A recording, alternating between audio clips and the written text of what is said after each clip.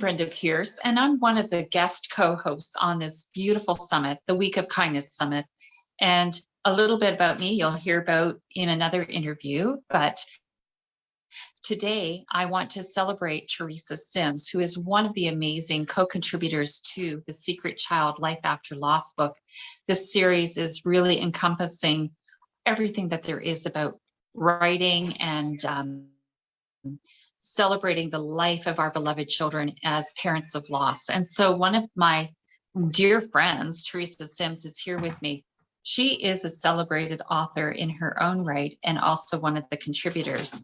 And as such, we really want to talk about kindness and what it means to each and every one of us. So Teresa, I'd love for you to share a little bit about who you are, what you do. We've talked about the authorship, but you're so much more, and get into that topic of kindness. Absolutely. Thanks, Brenda, for having me. This is just lovely. And I so appreciate what you and Dr. Sue are doing with this book and journey. And to me, I think kindness, I was thinking about this earlier today. Kindness represents to me, if we employ kindness or implement kindness in our everyday life, it is beneficial for our health, our happiness, our well-being, our cell structure, our relationships, not only with our spouses, but our extended family, coworkers, absolutely everyone. And I think if we employed and used kindness more often, daily, as many times a day as you can, because it's not going to hurt if you do it, the world would be an awesome place. It would be, wouldn't it? Mm-hmm. You know, it's so true. You know, we get into our stuff, right? And into the mire of the awkwardness of life and the inconveniences of life and the shortcomings in life, that we really, really do need to implement more kindness into our lives, not only for others, but for our own sake, just as you described. It's so beneficial, body, mind, and spirit, isn't it? Absolutely. And that's why I was thinking about you and your tagline, and it came to mind this morning. And I thought, you know what, if we don't even show ourselves, and this is a huge thing that I've actually been learning myself, is to show myself and ourselves more kindness every day. Because if you can't be kind to yourself, you can't be kind to anyone else. Honestly, it's something you need to start at the core level, I think, and feel it and believe it and employ it. It does. It does. And, you know, they talk about random acts of kindness and, you know, even, you know, speaking kindness, acts of kindness, whether it is to a small animal, and you have a couple beautiful big dogs in your home. Yes. But they require kindness, don't they? Absolutely. And, you know, it's unconditional. They just, like, I was upstairs earlier today getting ready, and I came downstairs, and one of my Bouvier's, Axel, was laying at the base of the stairs. There was no way I could go past him without saying something to him or bending down and petting him for a while, because that's just what they need. It's unconditional love and kindness. And it does not hurt at all to show that, do that, make acts like that. So that's right. Yeah. So talking about kindness, I want you to go back into your memory banks, and I want you to drum up one of your examples of how kindness really acted and interacted with you, whether you initiated it or it was done to you. Okay, I think I can do that. And it's just been within the last couple of years. And I know you know this story about my biological mother. Yes. Long story, very short. Found out 3 years ago, I was raised by my aunt and uncle. My biological mother was sort of in the picture, but not really. And I didn't find that out till 2019. And I actually found her. She was unfortunately very deep in the state of dementia, or the disease of dementia. And, you know, they told me at the nursing home she wouldn't have a clue who I was, all that sort of thing. And I thought to myself, you know what? I haven't seen this woman in 30 years, 20, since the death of my grandmother, her mother. And I thought, you know what? I need to go. The premise was to tell her that her sister-in-law had passed away. But I also needed to acknowledge and let her know that I knew she was my biological mother. So I went, and I didn't care if she couldn't speak. I didn't care if she couldn't interact. I just wanted to be with her. No one had been to see that woman in 8 months. Her husband had passed away the previous December. This was August, and no one had gone to see her. And I was so heartbroken for her. And I just went and I messaged her. I went and I sat with her and just held her hand, told her that, you know what, it's okay. I know, I understand. There's no hurt, there's no pain, there's no need to be forgiven for anything, because I understand why she did what she did, why she had to do what she did, and probably had no choice in the matter. So to me, that was one thing I could do for her, was to let her know that I understood, that I wasn't holding resentment towards her. It was kind of a relief, actually, to know. So the next time I went back, about a month or two later, I visited her again. And this time she did interact with me. So I think the kindness and compassion that I showed her both times actually helped her to come out of out of the dementia state. And she sat up and she was trying to speak to me. And she was holding my hands so tightly and pulling them to her chest. I knew I'd gotten through. And it was because of that kindness that I needed to show, I needed to give her, that I was able to break through that just temporarily.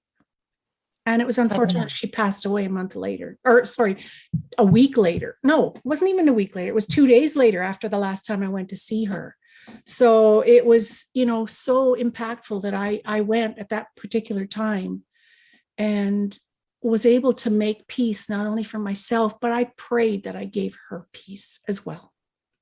Oh, I'm sure you gave her peace. Dying, complete, dying, validated, for the mother that she was, that she could never be, for the circumstances that surrounded that. Yeah. That is all part of your book, but this is not in your book. No. Your book has been, led you on this incredible journey to finally have closure and celebrate the motherhood that you had been looking for your whole life. Yeah, it's incredible. I do need to, that's my book right there, the one with the angel wings, but A Century of Secrets. But I do need to write the second version, a sequel to it, since I've learned all these truths and all the secrets and more secrets and lies have been revealed. So that's my mission.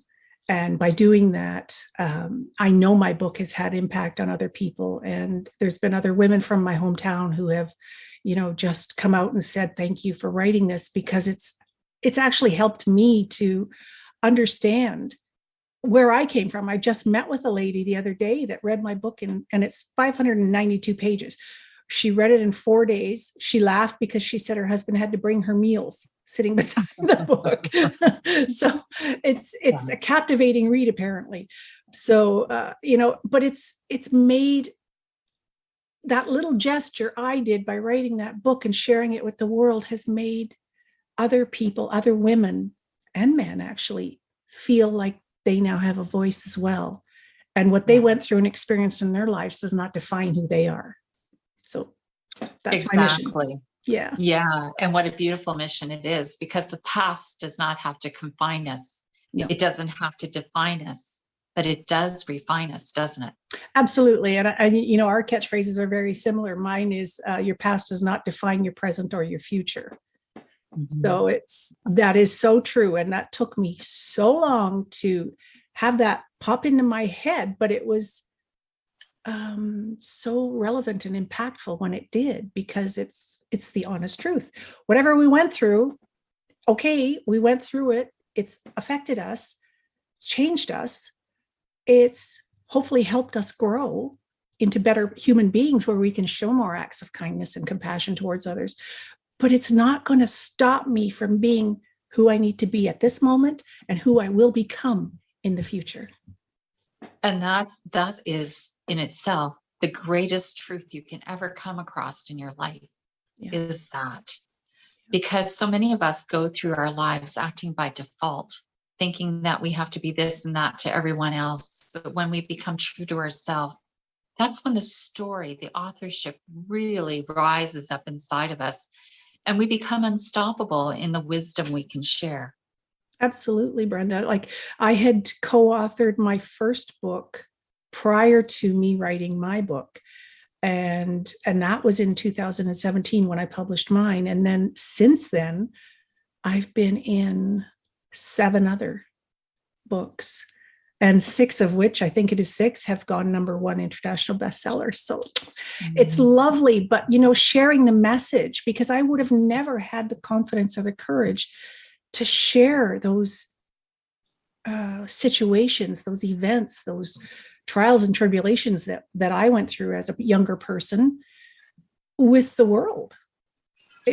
But it's grown, it's blossomed, and you know what? That's what it's all about, is sharing. It is. It truly is. And we are between the covers of this particular book, The Secret Child Life After Loss, and we share some really, really difficult stuff. We're really in the depths, very personal, very painful stories in here. Yeah. But they're truth, and they're laden with truth. And again, it's all about kindness in celebrating the fact that we are not holding ourselves back from sharing the truth in the difficult times in our lives in order to help other people to shine their light on their situations and come to peace and terms with it.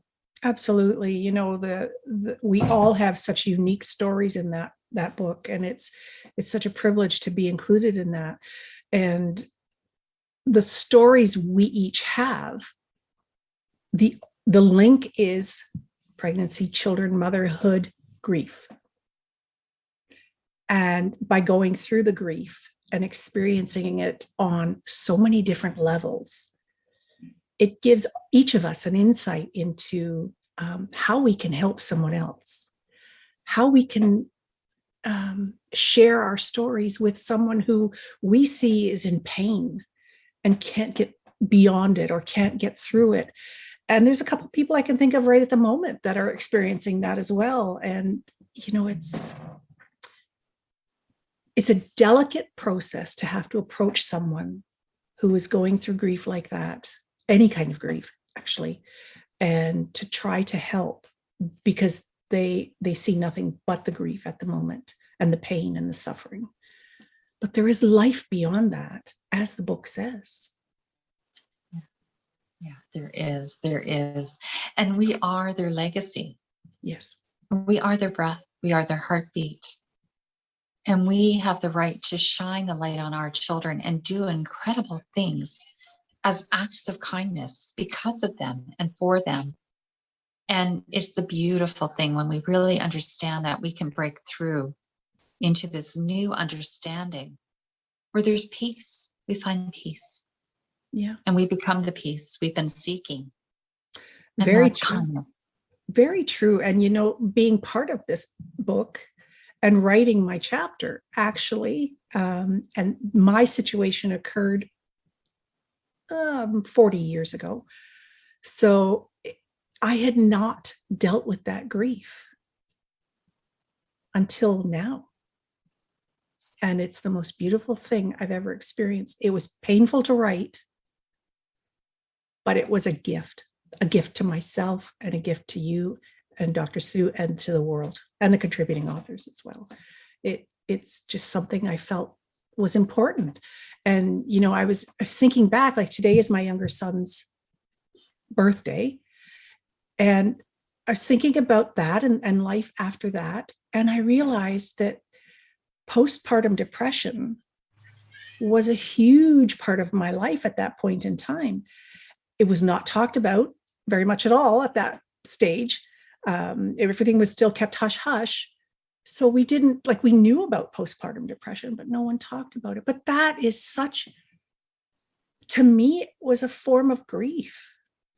And I look at it now and I grieve the time that I didn't get to spend loving and experiencing my youngest son because of the postpartum depression. But it's, I am showing myself today a lot of kindness because I did the best I could with the knowledge and the experience and the wisdom I had at that point in time. There weren't too many people there that were helping and, there to support. But you know what? Everyone was doing their best. And it's the way of life, I think. Yeah, and that's just it. Just like the water that washes over us when we take the shower, we can't reclaim it, but we are cleaner and we're washed free of the debris.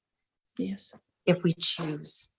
And you have done an amazing job of washing through the debris that you couldn't fathom in your life at the time.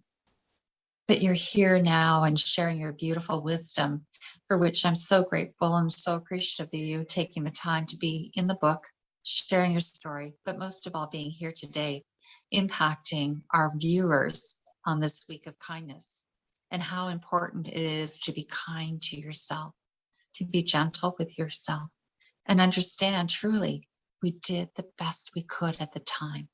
Exactly. And, that's how we also need to look at other individuals. I mean, I've come across some individuals in my lifetime that were really a massive irritant to me. And that's the only way I can phrase it nicely. However, when I took a step back, I did some Doreen Virtue courses, Brene Brown, and Brendan Burchard. And after all of that, I realized, you know what? I needed to look at those individuals, look at them with a different scope, and ask myself, are they doing the best they can with what they have and what's capable in their lives? Why am I judging? Why am I, reacting? Yeah. It's not necessarily them. It was me. I was not able to accept the other individual because of the way they were behaving. But that's not quite the right way to go about it. You need to understand. And by understanding, you can show kindness. You can show understanding and care and compassion towards the other individual. You might not have to like them, but you can understand the situation a lot better. Yeah. Amen to that. Oh my goodness. Yes, yes. And again, it's the gift of time. Some of us may never ever get the lesson. We hope that they do. But really, when we get the lesson, we let go of the pain. We really can do that. We can transcend. And again, kindness to ourselves and being patient and loving and gentle is the greatest gift we can give ourselves. It's the greatest love we can give ourselves is when we learn to be loving to ourselves. And Absolutely. that there's no price you can put on that. No. And when you do, your creativity starts to flow and opportunities come to you that allow you to express, which is this whole beautiful gift of authorship. Like, look at behind you. Every one of those books is somebody's truth or attempt to get their wisdom out into the world. And it's a beautiful thing. We don't have our children anymore, but we hold in our hands through these pages of the book the lessons learned, the lives that have been lost, and the legacy and truth of who they are. It's our way of being connected to our children and sharing the truth that they have left us to discover in learning the kindness to ourselves. So, Teresa, I just want to share that we have a special page that we, the contributors to the Secret Child, are giving out as a special gift here on the Week of Kindness Summit. And you can go to www.thesecretchildbookseries.com/WOK, which means Week of Kindness. And there you'll find some beautiful meditations and videos, and also links to get to this book. And may kindness find you in sharing this book with those parents of loss and those that you may love and support, and sharing the kindness from our hearts to them. So thank you so very much, Teresa, for being with us today. Thank you. And may kindness always light your light. Absolutely. And you as well. And everyone that's listening to this. Thank you so much. Thank you. Bye-bye for now. And I hope you're enjoying this summit. And may kindness always fill your heart with joy. Amen.